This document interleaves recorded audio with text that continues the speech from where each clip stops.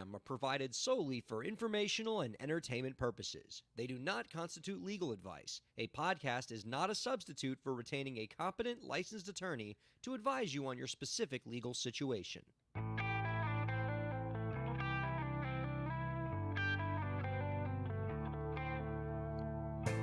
How's it going, everybody? Welcome to the show. It is time for Break the Business, where we empower indie creators and have some fun along the way. I'm Ryan Kairalla, and it is a pleasure to have you here this week. And boy, is it a pleasure to be joined by my co-host this week, Katie Zaccardi. Hi, Katie. Hello, everybody. Oh, good to have you here.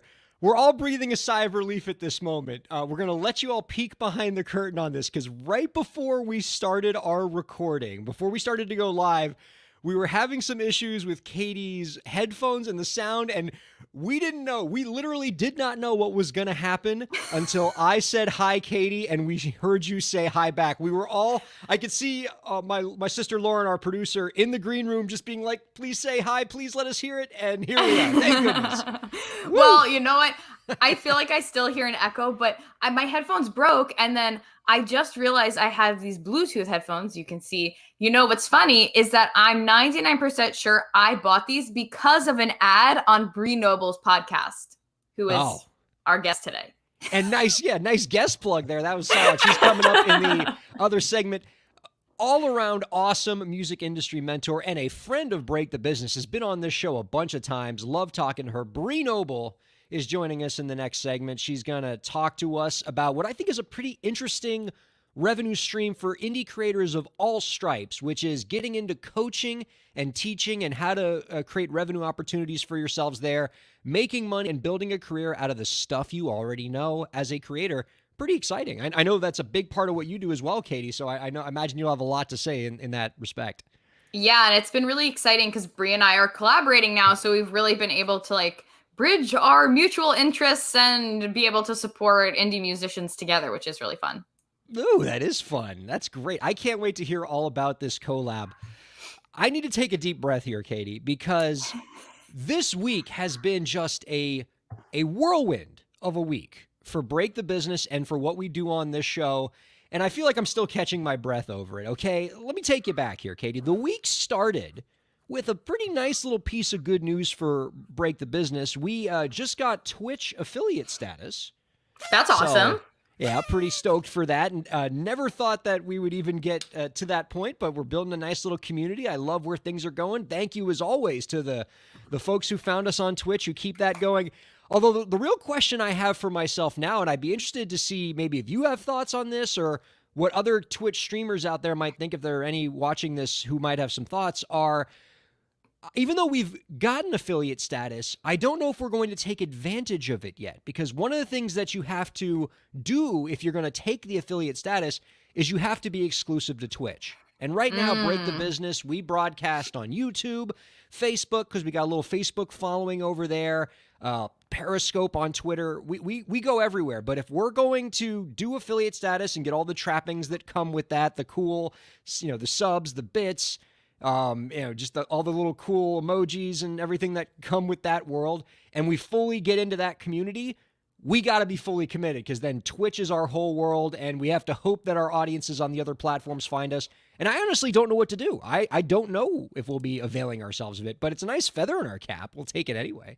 Yeah, I mean, I feel like Twitch is really becoming the big platform for streaming. So I think if you did go solely there, everyone else would have to follow inevitably, because it really is taking over. Twitch is the new hotness for sure. But I got to tell you, I feel a little weird about just praising Twitch as I did right now, thanking them for the affiliate status. And now I'm in this first story, I'm going to have to come down on them a little bit. Because Twitch, you done made a lot of creators upset, creators that I care about and that Katie cares about. And let me explain what happened here, all right? Because, again, whirlwind week. And part of this whirlwind week that we've had at Break the Business is so many news stories have come in. We have too many things to talk about and not enough time. But the big story is what Twitch announced a couple days ago to all of the music users on its platform. So on June 7th, Twitch sent an email to all of the Twitch streamers in the music category, basically letting them know that they're going to start cracking down, or at least implying that they're going to start cracking down on creators who are using cover songs, who do cover songs, and are saving those covered songs as videos on demand and clips on the Twitch platform, which, if you're keeping score at home, is pretty much all of the Twitch creators in the music category. They're all keeping their music on the Twitch platform. And so now a lot of Twitch music creators, including ones that I care very deeply about, are freaking out because they're saying, do I have to go back to all of my VODs that I saved? Do I have to delete them all? Do I have to mute them all? And I have a lot of friends who are Twitch creators who have said, I have a stream where maybe I covered 1 or 2 songs, but then the rest of it was originals and it was other content. Do I have to go through these videos and just get rid of the covers, like mute those and keep the rest? I have to go through all my content with a fine-tooth comb. And it's scary, especially for the creators that have not only lots of videos on Twitch that they've saved, but also get their livelihood from Twitch. There is an increasing number of creators who get, the majority of their income from subscriptions and bits. And if the nightmare scenario happened of Twitch shutting down your account, suspending your account, that's the end of your career. And so this is a scary time for a lot of musicians on Twitch because of this announcement that was just made. Lauren, if you could you show the email that the Twitch users received? We have it there. We don't have to read this whole thing, but basically it's scary stuff. What they're saying is it comes down to this. There's, Twitch has a license with performance rights organizations, which, at least according to Twitch, allows its creators to live stream most cover songs. So if you're doing a cover song on a live stream, you're okay, at least according to this Twitch letter. Where Twitch is saying that you have to basically stop this practice is when you take that live stream and then save it as a video for people to watch later, otherwise known as a VOD, video on demand. And what they're saying is you have to go through those cover songs and delete that. If they have cover songs, you have to delete those because Twitch doesn't have the license to make those happen. That requires a synchronization license. It's a little more complicated than just making a deal with the PROs, which is what Twitch did for the actual live streams. But it's a scary time right now for creators. And basically what it comes down to is if you are a music creator on Twitch, you should go through your account right now. If you have cover songs, give some serious thought to deleting those videos on demand, or else you could be in trouble later. This is intense. If I was a creator on Twitch, I would be really frustrated right now. Yeah. And I feel like it stinks because a lot of people go live for hours at a time. That's what they do. And it's hard to fill all of that space with just your own music or just your own talking. Like, of course, you'd want to do covers here and there. That makes it interesting. That helps you connect with people more. And so to have to worry about, if I do this, then the whole live basically either has to be ripped apart to be saved, or I have to mute certain parts. It just makes it such a hassle. I really feel for the indie creators who are already doing so much and went virtual to make more money and now have to come up against this. Frustrated, Katie, as you put it. Frustrated is the right word here, because this is frustrating, because it's always been, and we've covered this on this podcast in previous episodes, it's always been a little cryptic. These streaming services, the Twitches, the YouTubes, they've always been a little bit cryptic in terms of what the specific instructions are with indie creators about cover songs. Can you cover songs on a live stream? Can you cover songs in videos to be shared later? And they've always not given completely firm advice. And part of the reason why is because the law isn't 100% clear on this. The law is still trying to figure things out a little bit because, this is 19th, 18th century copyright law trying to solve 21st century tech problems. And there's a big gap. But a lot of creators, because they're not getting firm, good advice here, are trying to do the best they can. And they wind up in situations where they act in good faith. And then suddenly the, Twitch comes out and says, you got to change everything.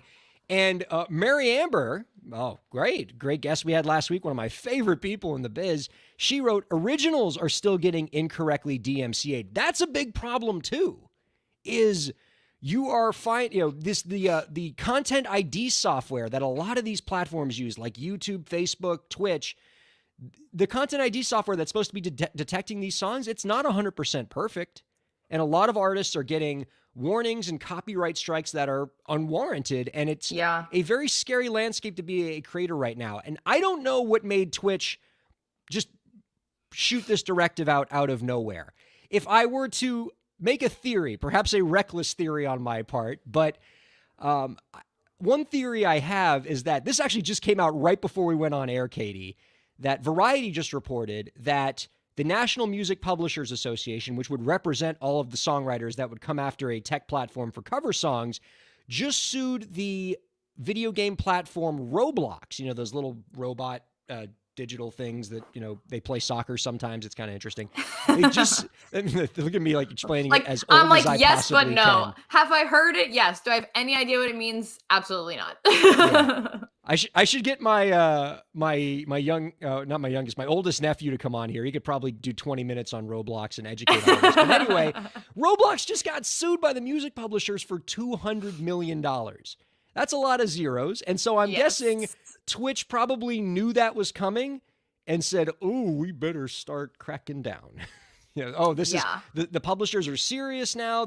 And so, you know, that's the kind of thing that springs any tech platform into action. And here's my last kind of thought on this, Katie. And really, and this is where, you know, again, Twitch, looking at you, Twitch, thanks for the affiliate status. Okay. But pretty firm critique here. Twitch is powerful enough that they could solve this problem. Like, don't think of this as like the big mean publishers and this poor innocent little damsel in distress Twitch. Nuh-uh. Twitch is owned by Amazon. Amazon could buy and sell the music publishing industry many times over. Like, tech is so much bigger than the whole music biz right now. Yeah. So if Amazon and Twitch wanted to fix this, they could sit the music publishers down and work something out. Hey, we need to work out a blanket sync licensing deal for all the major publishing companies so that our cover song creators on Twitch can cover songs without any concern for their well-being. And how about this? Once you work that deal out, create a master list for all of these creators to let them know, like a searchable database, all the songs that are okay to cover because of this deal we've worked out. And then artists can live in some amount of peace. And this is something that Twitch is able to do because they have the power and size and leverage to do it. They just need to do it. And if they want to do right by their creators, to stop creating frustrating experiences for them, as you so aptly put it, Katie, this is something that they need to do right away. But thank you for the affiliate status. Well, you know what's interesting? So I used to work in music publishing and I went to school for music business. So you'd think I would know all about it. And I do, but I still find it the most nerve-wracking part of the industry because it is very like legal and intricate. And I feel like if you're an indie creator and you get hit with all these fancy words and copyright things and this type of,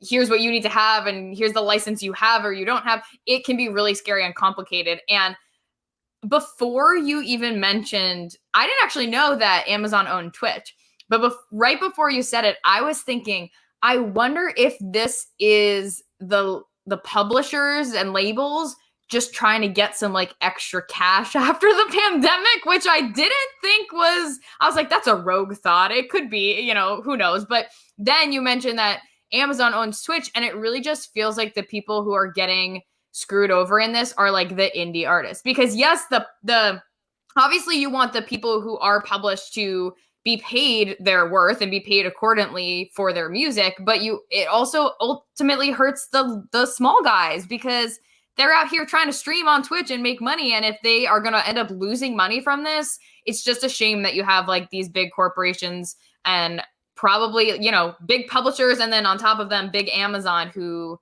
is not helping out the indie creators. I mean, it's not a rogue thought on your part at all, Katie. It's actually pretty apt what you brought up there is a pandemic happened.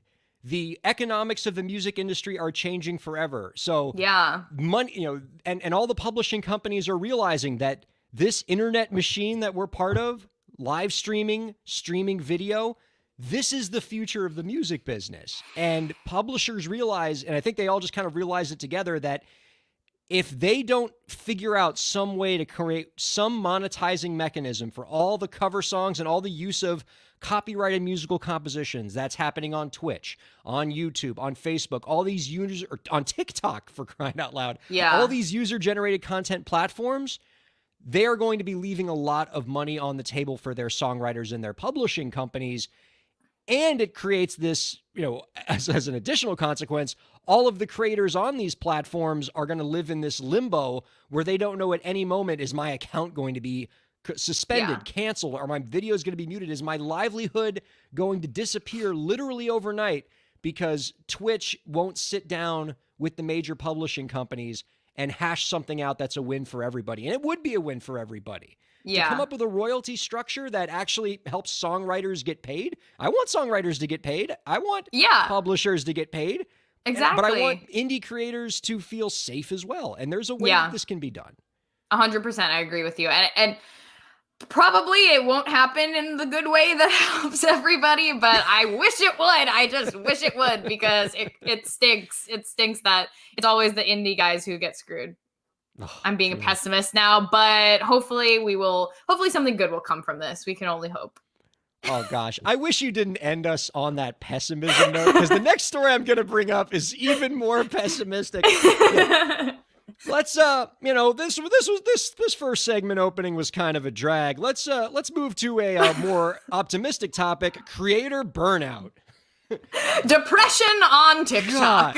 So the incredible Taylor Lorenz, one of my favorite entertainment industry writers, always on the cutting edge of the creator economy, indie creation, just fantastic articles. She recently wrote an article in the New York Times, that small little publication, called "Young Creators Are Burning Out and Breaking Down." And the article chronicles the toll that platforms like TikTok are taking on young creatives who are feeling a constant pressure to create and to satisfy the needs of these seemingly random, algorithmically delivered audiences. And it's gotten so stressful on this platform that you're seeing more and more creators on these platforms stepping away, citing mental health issues, stress, burnout, unpredictable incomes, and user harassment. I grabbed a couple quotes from this article, not from Taylor Lorenz's writing, but from just actual creators on this platform, that you, Katie, as a life coach, as somebody who counsels artists through this very topic of burnout,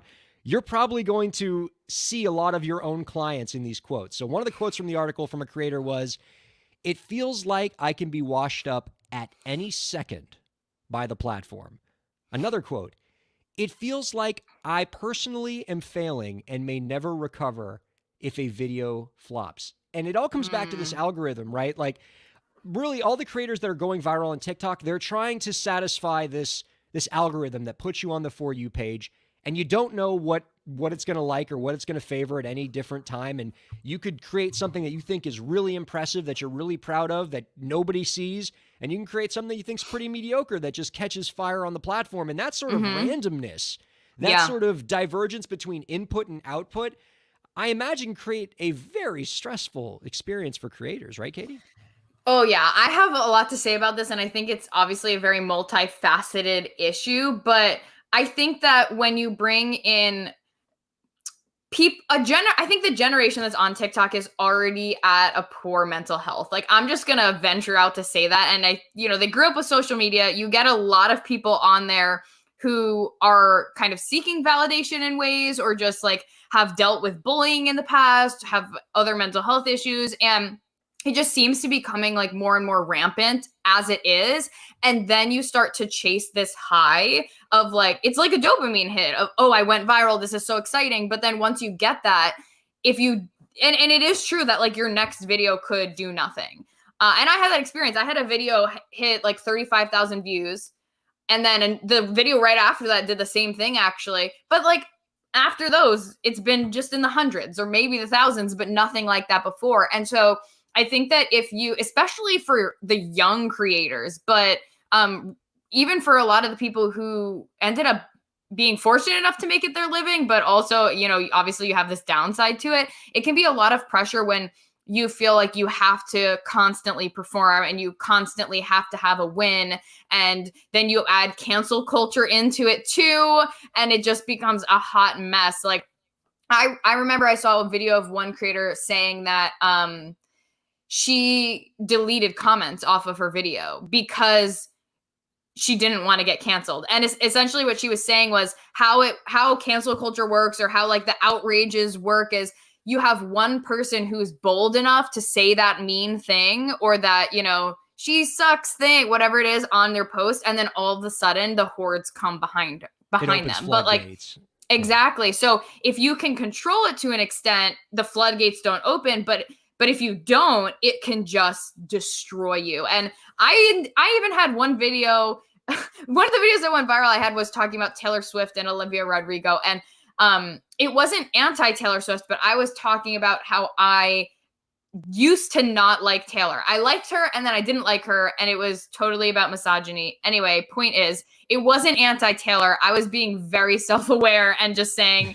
hey, it was interesting how millennials experience this and how Taylor Swift got all this hate. And I had some people just being like, ew, I love Taylor. Why is this on my For You page? Like, just like mean comments like that. I was like, delete. It could be harmless, but I was like, I don't want this on my video, you know? Like, you have to stamp this out now. Yeah, but then some people might be like, you're deleting comments, you're trying to hide people's opinions, and you're trying to just make yourself look good. So I feel like it's just slippery slope, and it gets really complicated and hard to put all of that weight on one person's shoulders. And especially people who went viral in the pandemic, use the creator fund and maybe some sponsorships to make money, and then feel that constant like pressure just beyond the validation. Now you bring money into it and you really complicate it to put a lot of pressure on someone to deliver. The constant pressure, I think, is one of the more frightening aspects of the platform. And I speak of this, by the way, as a a voracious consumer of TikTok. I mean, I think it's a great platform. I've heard it described as modern day vaudeville, right? Where it's just a new performer like every time. It's vaudeville times 1,000, because instead of like getting a new performer like every 20 minutes, you get a new performer every 10 seconds. Yeah. And you control the hook. And but and it's an addictive platform. The algorithm is incredible about how quickly it can just bring you videos that are tied to your uses, and that's powerful. But that same algorithm, which creates a fantastic experience for the consumer, can create a frustrating experience for the creators. And I think of what a lot of creators have told me about TikTok, which you touched on just now, Katie, which is this idea of you feel the pressure not just to constantly create. Like, instead of spending time really creating one beautiful piece of art that maybe takes you weeks to put together, you're not going to do that, because you make that one piece of art, and if it doesn't go anywhere, you've just wasted weeks. Or if it goes gangbusters, you still have to create more stuff, and you just wasted weeks on this. And so what the platform incentivizes you to do is a content crunch, just more every day, twice a day. It doesn't, it's not perfect. You shouldn't try to make it absolutely incredible, a work of art. It's just keep feeding the machine. And that doesn't sound like something that's particularly satisfying or enriching to creators. And I can see how it would contribute to burnout. And it's not sustainable. Like I had like a roller coaster with TikTok. I got it like probably April or March when the pandemic started. And then I was just kind of using it for fun. And then at some point I decided I'm going to really try to make this work and like build up a business presence on here. And then there's a lot of TikTok experts or social media people who will tell you like, you need to post 3 times a day. You need to, vary your videos. It needs to be this. And so I was doing that at one point. I was posting 3 times a day, and it lasted like a couple weeks max, because number one, at that point, you're not actually putting out good content. And yeah, you could have some flops. It's not that big of a deal, but I feel like when you try to create so much, you create, it's quality over quantity, right? Like you're doing more quantity. So the quality overall is going to suffer. And so even though you might have one hit, it overall your platform is not as good. But the main thing is that unless it's literally going to be your job, it's really hard to create consistent, quantity and quality videos all at once. But if you're being told like, oh, in order to grow, you have to post 3 times a day, now you just put this pressure on yourself that you have to do it. Your videos aren't going viral because it doesn't just happen. And then you're even more frustrated because you're like, I'm doing everything right and I'm spending so much time on this stupid app, but I'm not even getting results until maybe one day you do. But yeah, it's just terrible. I mean, I love it at the same time, but I do feel like you have to make your own rules and create your own boundaries with the platform. Otherwise, it will destroy you. I'm glad you brought that up, and it does speak to something that Mary Amber brought up last week during her interview when I asked her about the same question I ask all the guests. Do you have any last tips to share with the indie creators to help move their careers forward? And she talked about some of those ideas that you have to create for you. Ultimately, that what it comes down to is that has to be your guiding force, not what others necessarily want, but you have to create for you because, and this is the point she made at the end that still sits with me, whereas she said, because if you don't create for you and you create to satisfy somebody else and it doesn't make you happy and it turns out to be successful, then all your reward is having to create more stuff that you don't like that doesn't satisfy you. And I think that's where the burnout starts to set in. Yeah. The first video I had that went viral, no joke, that morning, I was like, I am done making TikToks I think I'm supposed to make. Like, I was doing the educational, the storytelling. I was trying to be kind of formulaic about it. That morning, I was like, I'm done.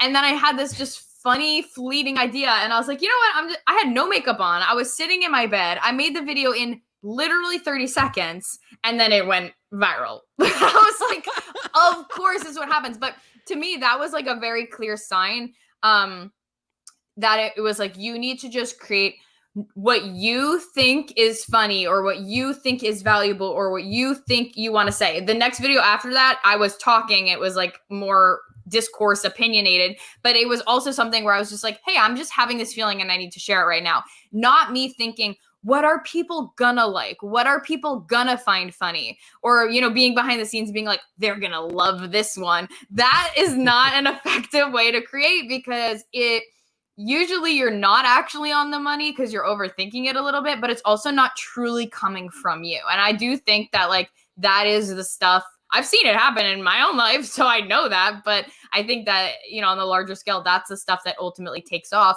and that you feel good about having gone viral. And you feel like, okay, if I can just continue to speak from me, then I can keep up with that at least.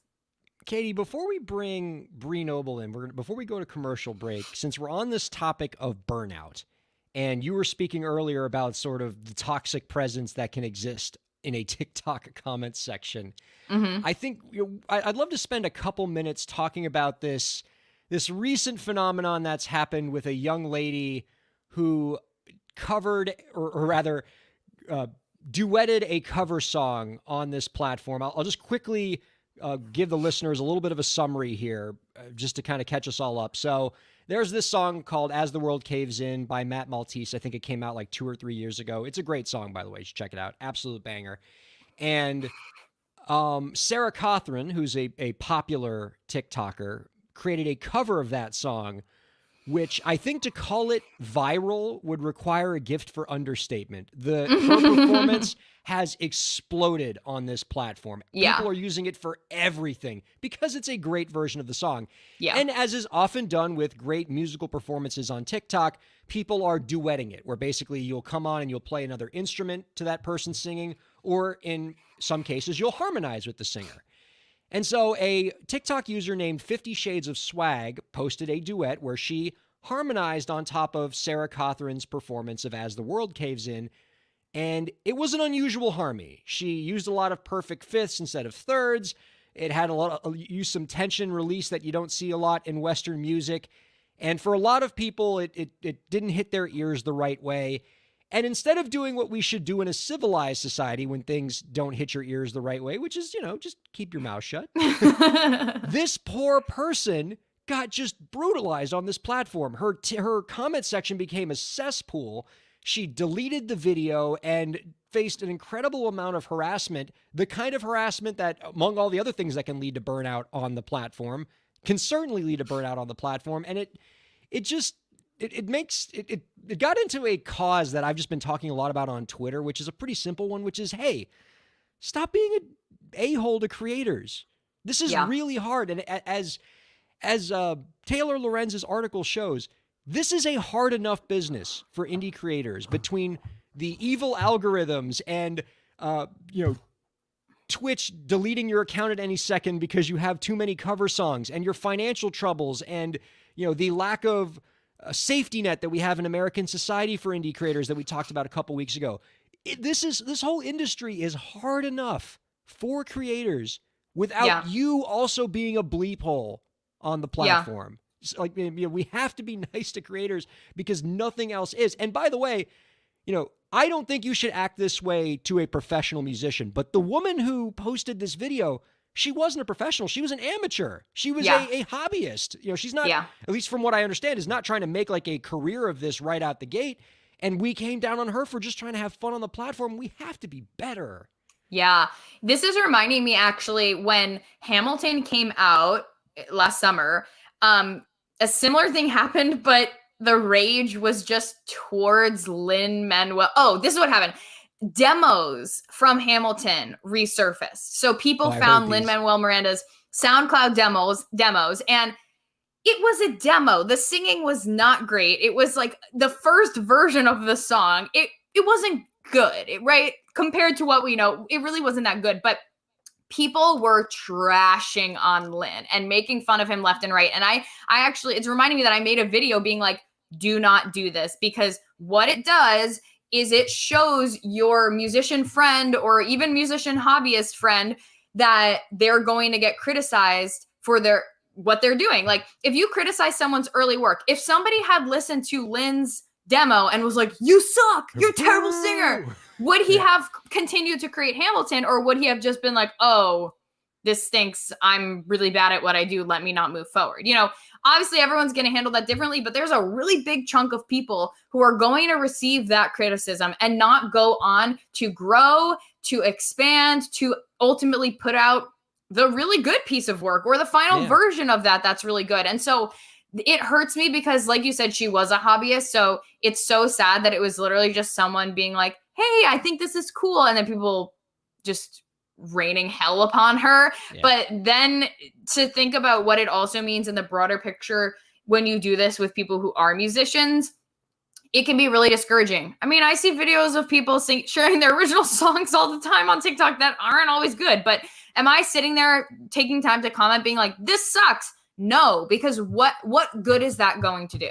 That person is not looking for constructive criticism. They are just sharing their words with the world. And if they are encouraged to keep doing it, they will get better with practice. So I just think it's so sad that it came to that. I feel really bad for that girl. And also I was mad at the music community, to be honest with you, because I saw a lot of people sort of taking advantage of the situation to like educate or make their own versions of the harmonies. And I feel like that didn't do any good either, even though it was seemingly coming from a good place. It just continued to bring, just sort of like bring attention to the situation, which I feel like didn't need more attention because it was doing more harm than good. A lot of AP music theory students coming out of the woodwork. Mm-hmm. Like, we get it. Yeah, like, oh, yeah, you got a 4 on the exam. Congratulations. Like, leave the score alone. Like, that's a lot of what that was. And it makes the industry a less hospitable place. It makes the internet a less hospitable place. And again, parting words here. Everything about the way that we have constructed our governments, tech platforms, copyright law, and just general business is all stacked against indie creators moving forward. It is a wilderness out there. Yeah. So think about whether you might be the one thing that makes it a little bit better for an indie creator. How many indie creators have you talked to, Katie, that say, the only thing that keeps me in this right now when everything's dumping on me is the fans, is my supporters. Like, creators, they need you. Yeah. And they need you to not be a-holes. And, that's, my humble plea. I'm with you. Like, Just if you have nothing nice to say, even if you're an expert or even if you're a master guitarist or a vocal coach and you think you can provide someone with constructive criticism, do not do it unless they ask you or hire you. Like I think it's really rude to just assert your opinion on someone because they maybe weren't looking at it. And again, it can do more harm than good. Exactly right. All right. Our dear friend Bree Noble has been ever so patient. And I am so excited to hear from her because she's one of my favorite people to talk to on Break the Business. So we're going to bring her in right here after the break. Keep right where you are. Don't go anywhere. We'll be right back. Ryan Kairalla here. I hope you're enjoying the show, and I hope that you're getting a lot out of it. I do what I do because I care about creators like you. A lot. I've dedicated my career to helping creative professionals, entrepreneurs, and organizations move forward. I do it by hosting this program, and I'm also proud to do it in my legal practice. If you're a creative professional looking for solutions-oriented legal services to help you further your goals, I'd love to help. My firm RKPA does contracts, commercial law, copyright, trademark, and more. Visit rkpalaw.com to learn more. That's rkpalaw.com. Ryan A. Kairalla, PA, Miami, Florida.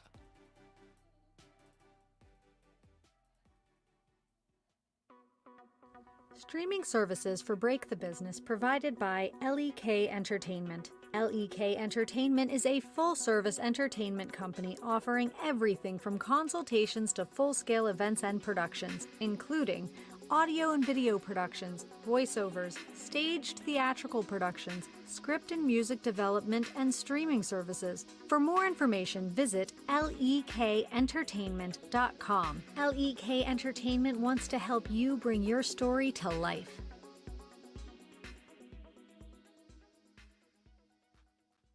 Thanks for supporting Break the Business. If you have a question or topic that you want us to discuss, email us at breakthebusiness@gmail.com. You can follow the host, that's me, on Twitter at Ryan Kair, and you can follow the show at the BTB Podcast. Be sure to subscribe to the show on Twitch, YouTube, and Facebook, and on all major podcast platforms. And now, let's get back to the show. Welcome back, everybody. I have an ear-to-ear smile on my face, and the reason why is one of my favorite people in the biz is joining us right now. Bree Noble is here, everybody. She is a music industry trainer and mentor and the founder of Women of Substance Radio, female entrepreneur musician, profitable musician, and probably like 10 other platforms that I forgot to mention, and they're all excellent. Check her out at femusician.com, one of my favorite people to talk to, Bree Noble on Break the Business. Hi, Bree. Hey, yeah, I'm sure I have 10 other platforms you don't know about. I was about to say, which ones did I miss? Like, was it more than 10? No, I realize it can be kind of confusing, when you have a business and you start out with one thing and then you add a thing and then, so now pretty much it's all under the umbrella of Profitable Musician, which is exciting. Well, good. And we're all for making musicians profitable. So yes. That makes a lot of sense to me. But your latest adventure, the latest thing to put on what I am sure is a very long resume that probably requires multiple sheets of paper, is a new initiative that you have with our favorite co-host here, Katie Zaccardi. You guys are up to some fun. Tell us a little bit about what you guys are collaborating on. We are on a mission to help musicians add a new income stream. And this income stream is for teachers and coaches who are musicians that want to create a program that's going to bring in new income for them, whether that's like one-on-one coaching, group coaching, course, or a membership site, something that's going to add a stable stream of income to your business as a musician. So maybe you're not even a coach or a teacher yet. Maybe you're a musician, then you have skills in certain areas. Like, for example, me, I was a musician and I was a touring musician and I decided I didn't want to tour anymore. And I thought, I love working in the music industry. How can I help musicians? And I realized that I had a lot of skills in marketing that I had built up through promoting my Women of Substance radio back then, and also myself as a musician. And then I had all these skills in business. I was an accountant. I managed a team. I, was a director of finance at an opera company. So I had all these skills that I knew musicians needed help with. And that's where I started building my platform to help musicians. But, I went from being a touring musician to doing that. So whether you're a teacher or coach now and you want to expand what you're doing, or you've thought about it and you thought, that'd be cool. Maybe I should start teaching voice. I should start maybe doing, guitar classes online, or whatever you love to do and is your expertise and experience and knowledge base. That's what we are helping musicians to get out into the world. And, I mean, Katie can talk about this too, but like, it's not just, I'm going to decide to do this thing and I'm going to put it out there and like put out maybe like one post, hey, I'm opening up my shingle, I'm doing this, and people are going to come flocking to you. There's a whole process around it, which is why we are doing an upcoming challenge to help you know how to properly launch this thing so you can get people in. I love this. A lot of the creators out there, they are hungry for new revenue streams, new ways to share their gifts with the world and to make a living off of their talents. And what I seem to be hearing from you, Bree, is this idea that many of the indie creators out there, some of the ones watching or listening to this program, just by virtue of what they've already done with their careers and what they already have learned, what they know and what they can do, have already sort of built a foundation of knowledge that they can impart to folks through courses and through coaching and create a whole new revenue stream based on that. And that's exciting to me. But as you aptly noted, this isn't just something where you just say, hey, I'm going to do this now, and then it starts. So what is step one? If this is something that a creator is interested in doing, is interested in kind of learning more about how to enter this new phase of their art, what's the first step? Well, the first step is figuring out what your offer is. And an offer is basically a combination of what it is that you're putting out there, the new program you're creating, and like what your deliverables are. Is it going to be a one-on-one? Are you going to have a course that has videos? Is it going to be a combo? How are you going to interact with these students? And figuring out, well, what is it that I'm going to offer? And that can really come from being really observant of what kind of questions are you getting from people, and what kind of things do you love doing? Do people like come to you and they're like, hey, can you help me with this? I know you're really good at this. Or are you always offering advice to other musicians around certain things? And, I've had several people that I've worked with who have done this in relation to, for example, booking. They became really good at booking gigs for themselves. And they had a lot of musicians coming to them saying, like, how are you doing this? And, so she decided to launch a program around booking. Or maybe you're teaching people one-on-one in your local area and you want to be able to teach more people and spend less time. Instead of like trading your time for money, you can expand that program and create like a whole vault of videos. And then maybe you only meet with your student once a month or something. And then they have all this other stuff they can work with in the background. So there's so many ways that you can do this, but you need to be like really curious and listening and thinking about what are the things that you already do. For me, I was in Women of Substance, I was building that platform, and I saw a lot of musicians that had amazing music and they weren't getting it out there. Like, I was literally the only one playing their music. Like, how can this be? This is so good. Why is it not out there? And they would say, well, I don't really know how to market myself. I'm waiting for a label to pick me up because I don't know how to do any of that stuff. Like, get this, like, we need to get your music out there. And so that was really the impetus for me starting my Female Musician Academy, and everything I did after that is that I just got a lot of questions around it. So you just need to be really paying attention and thinking outside the box of what you could teach and things that you love to do and that you're good at, and you're getting a lot of questions around. Katie, I've never actually asked you this before. Do you have a similar story to what Bree brought up about how you got into coaching? Was this something where a lot of people were kind of asking you the same questions, and because you were like the go-to on that particular topic, and you're like, hey, I should start coaching about this? No, I asserted myself. And that's the other approach. You never just kick in the door, say, I'm coaching now. No, okay. Behold. The thing is that my my story is a little bit more convoluted just because I was working with Women Crush, and so I was sort of like, before I left Women Crush and before I started coaching, I had started this online initiative with them, which was called the Women Crush Collective. It was a Facebook group where I was answering a lot of the questions and helping do trainings around the things that our artists that we were dealing with were really coming up against there.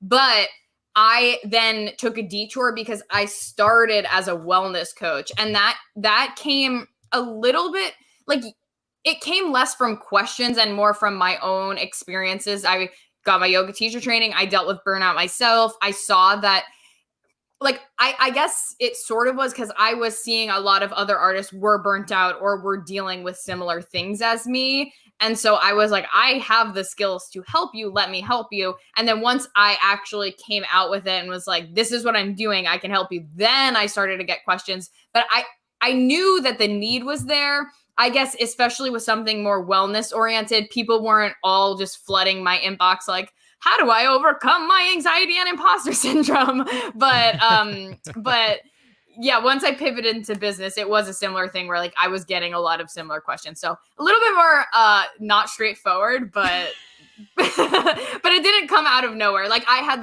the street creds, I had the knowledge to back it up, and I knew it was happening. But it wasn't until I actually launched that people felt comfortable enough to ask me those questions and get the support that they needed. Bree, let me ask you about platforms. There are no shortage of tools out there that help people that purport to say, hey, you want to build a course, you want to coach people, use our platform. It's drag and drop, take the stuff you already know, put it in our platform, and then you can even sell your courses on this platform. For somebody who wants to create a course, do you recommend those sort of courses, or do you recommend building something more original and native? I would definitely not build anything. There are so many options now. Actually, back during the pandemic, like during April, Bandzoogle approached me and they asked me to do a webinar for their people of like, how can you get started in this like right away? And so I gave them like some really, really DIY, like scrappy things. Like, you can just have a private Facebook group and charge people on PayPal or Venmo or Square, or you can use your Bandzoogle site and like have a paywall, or a password protected area. Now, I mean, if you're going to like really go into this, and I think if you're really focusing on launching something that you're going to be continuing with, launching it over time, I would definitely go with something that is a pre-created platform. I know I love Teachable. I've used Teachable for 6 years. And what I love about it is that you can have everything that you need in there. You don't have to like get a separate video platform and embed things and have all these things hooked together. And that's why I don't recommend like a WordPress option, because there's so many like things that can break. But I know Katie uses Kajabi, and that's the same kind of thing where you can, everything is native. You can host everything in there. It's not going to break on you. But these are investments, right? So we don't recommend necessarily that you jump into that right away. And if you're doing one-on-one coaching, I mean, you can use something like Zoom and, a Slack channel or something like that. Yeah. Now, in terms of launching this teaching, whether it's a course or whether it's coaching, you had said earlier that, you don't just want to say like, hey, I'm doing it, and then that's the last anybody hears from you, which I read as saying that there are some common mistakes that you've seen other coaches and course creators frequently traffic in when creating these platforms. And I'm wondering, could you share another common mistake that you see new course creators, new coaches make when launching their platform that you might advise our listeners and viewers to avoid? Yeah, I mean, there are lots of them, and that one about just kind of putting it out there and then like hoping for the best and not planning. There's a lot of things around that, and it's basically not warming up your audience and not having any kind of a way for them to really understand what you're doing before you put it out there. So there are a lot of people that might be absolutely perfect for your program, and they might not even know they're perfect for your program yet. So let's just take, for example, maybe you're teaching, let's say you're teaching like beginning fiddle lessons. Okay. So there may be people out there that in the back of their mind, it's always been on like their bucket list. Oh, I really want to take fiddle, but like, yeah, like I'm never going to like be a professional. So should I spend money on this? And you can do a lot of education around that to like remind them, first of all, like, oh my gosh, if this is on your bucket list, like this is something you can actually learn how to play stuff just at like a family gathering, like a simple thing, and you can feel so good about it. And you can just create a lot of like desire for them if they kind of have a little bit of desire, but they need that kind of pumped up. Or maybe they have these beliefs. Like I remember my husband with guitar. He did not start playing guitar until he was like almost 40. And it's because he was convinced that his fingers were too stubby and big or like fat or whatever, and he didn't think he could like play the chords. And so he had convinced himself of this over years. So you do your market research, you talk to these people that are going to be your perfect customer, and you find out like, why are you 39 and you've not learned guitar even though this has been on your bucket list forever? And you find out these little things like this, and you can do little educational things around it and help them get ready and be your perfect customer, because maybe they don't even know that they are yet.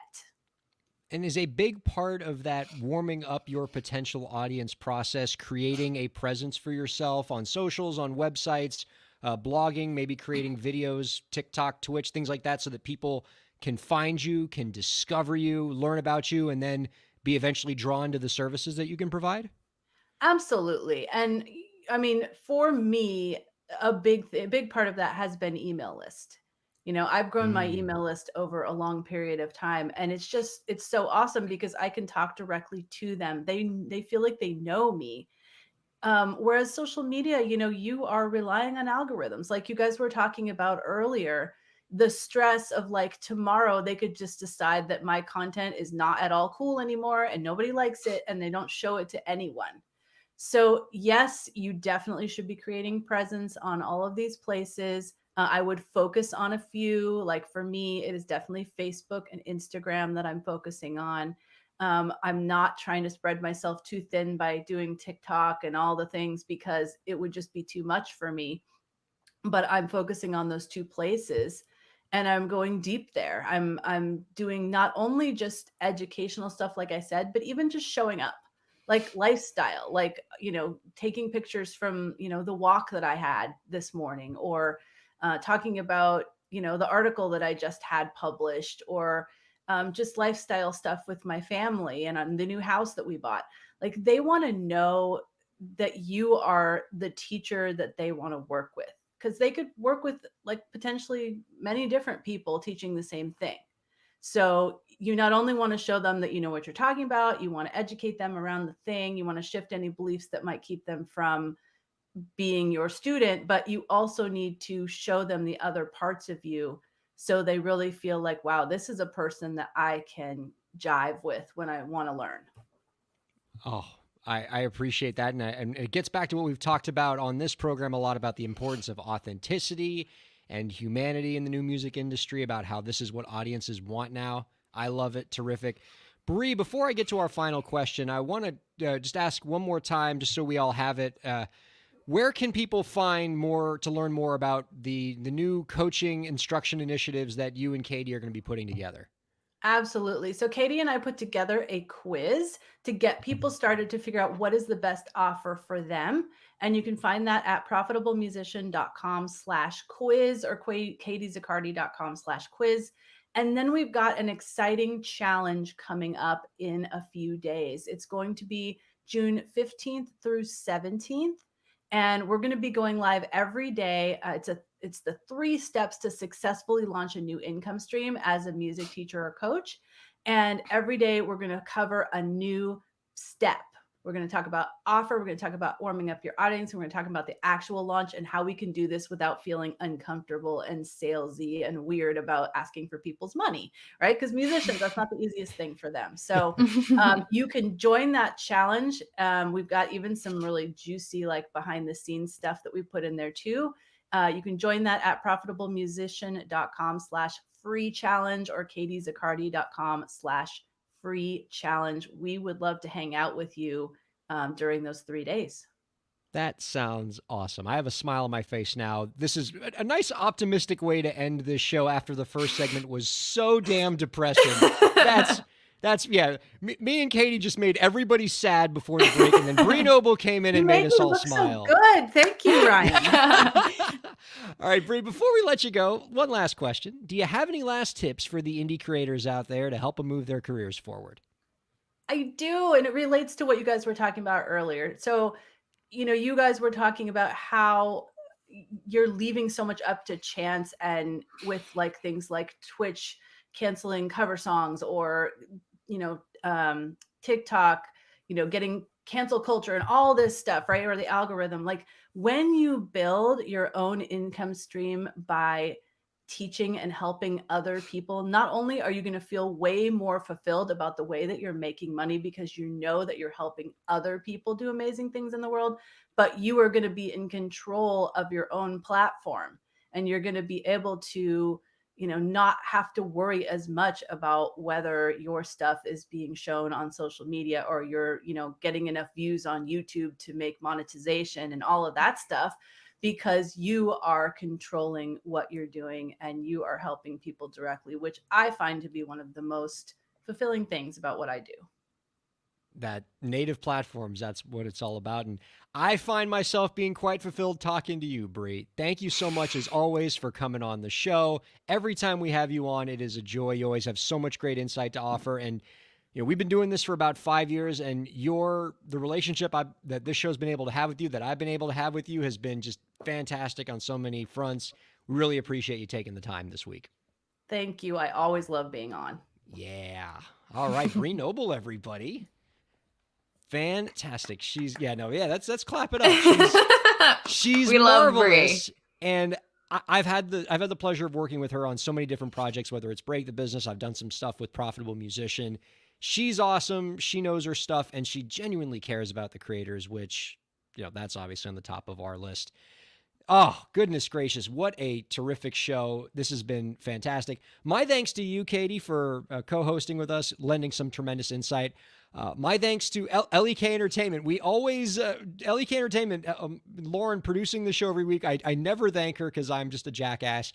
LEK Entertainment is fantastic. Check it out at lekentertainment.com. I think I have that right. Thumbs up if okay, I'm getting a nod from Lauren that I got that right. Check her out. Lots of great performance services for creators. And my thanks to you all for listening and watching, and just creating a fantastic week for us. Thanks for checking out Break the Business. We'll see you next week.